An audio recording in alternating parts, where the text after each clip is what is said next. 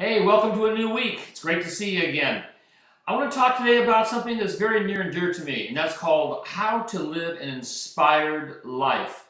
The thing that I have found to be so exciting for me in chiropractic is that what it is that we do for the population.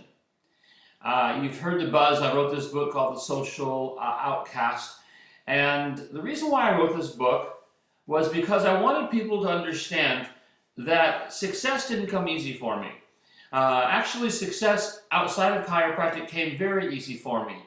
But when I got into chiropractic, I had some challenges, and the book goes through it and how I ended up dealing with the whole thing. But more importantly, what I noticed was in my early 20s, I was in the financial industry. I was doing financial planning and dealing with life insurance and things like that. And I was actually setting records, as far as accomplishments in that industry at a very young age. I was slated to be some new golden boy for this guy that recruited me, and I was really rocking and rolling. I was growing very quickly. And here's something that was very probably weird for you to hear, but though I was making good money, I'm in my early 20s, I'm living in what I used to call, what I thought was my friend's rich dad's house. I had bought a beautiful home at 21 years old. I had a Porsche. I was wearing white belt and white shoes, and I looked like a salesman about 40 years old. I started acting about 40 years old because I was in that whole environment, and it was different times back then, let's put it that way. But even so, the interesting thing was I was making lots of money, but I didn't feel inspired. All I talked about every day was death and taxes. I was making money.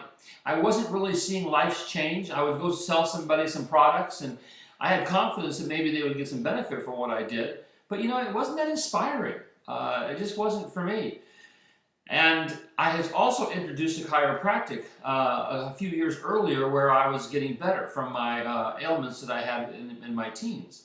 I had quite a bunch of neurological problems and causing me some challenges. It's all in the book. You got to read it. It's pretty good. But I wanted people to understand that selling chiropractic to the public is what was kind of looked at sometimes. Is like, how do you get new patients? How do you close deals? How do you reach? All this stuff is all about kind of like selling. And I was making a bunch of money selling, but I wasn't inspired. When I got involved in chiropractic, and I started seeing, number one, the changes that was made in my life, and then the changes that were being made in the lives that of others that I was introducing the chiropractic to, it got me excited. I knew because of what we were doing, they were going to have a better life.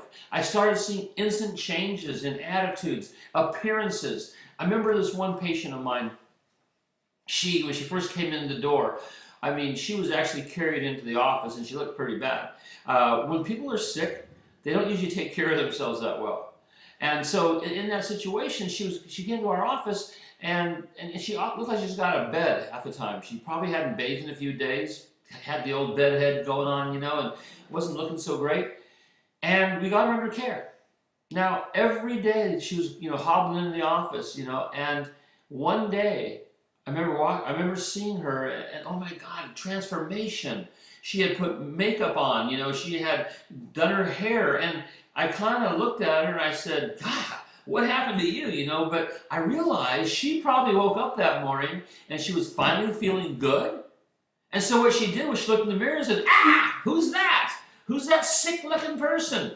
And so she got inspired to take care of herself and do her hair and do her makeup because she was feeling better. And that's what inspiration does. When you get excited about your own life, to build your practice, get inspired to what it is that you do. But when you're transforming people's lives, transforming a child who's got, developing some problems at a young age, or helping their parents learn how to, feed that child better and to keep them off of, immunizations and feeding them lots of sugar and causing, the new epidemic, adult onset diabetes at 12 and obesity and hypertension and all these problems caused by lifestyle. If you can become inspired to what it is that you can do to change those lives and look at yourself as part of helping people have an inspired, beautiful, great, healthy life, Well, that should inspire you. It should be no problem to get a new patient. Certainly not a problem to keep a patient, because when they're around you who's inspired by what you do, and they see other people in your office that are having the same inspiration, the same leadership, that inspires them. And they start telling other people about what you're doing. So when you all of a sudden can make your practice, the purpose of your practice, much greater than a lifestyle for yourself, an income for yourself, and make it a higher purpose to inspire your community, to transform your community, what happens is that warrior within you emerges. And that warrior doesn't look at anything as adversity. That warrior just knows that, hey, if there's an obstacle, we handle it. And that's what inspired life does. So, look at what you do. Look at the lives you changed. And let that inspire you. Don't let the one or two people that complain about something during the day direct the miracles you produce every day. Because we change lives. We inspire people to have a better life. And as chiropractors, well, we kick ass. See you next week.